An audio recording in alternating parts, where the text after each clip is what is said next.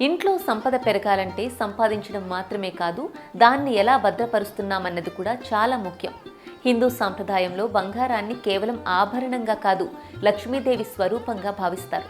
అందుకే దాన్ని ఉంచే విధానంలో కూడా కొన్ని నియమాలు ఉన్నాయి. చాలా మంది చేసే ఒక పెద్ద తప్పు ఏమిటంటే బంగారాన్ని ఇనుప లాకర్లో ఉంచడం.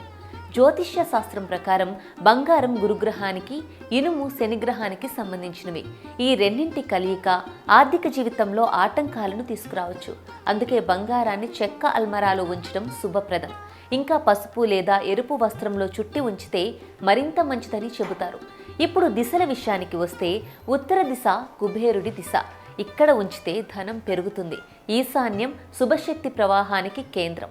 నైరుతి సంపద స్థిరంగా ఉండేందుకు అనుకూలం. కానీ వాయువ్య దిశలో ఉంచితే ధన నష్టం. ఆగ్నేయంలో ఉంచితే అశుభ ఫలితాలు రావచ్చు. ఇంకో ముఖ్యమైన విషయం, లాకర్ తలుపు ఎప్పుడూ ఉత్తరం లేదా తూర్పు వైపు తెరుచుకునేలాగా ఉండాలి. దక్షిణం వైపు మాత్రం కాకూడదు. అందుకే ఈ చిన్న జాగ్రత్తలు పాటిస్తే మీ సంపద కాపాడుకోవడమే కాదు, మరింతగా పెంచుకోవచ్చు కూడా.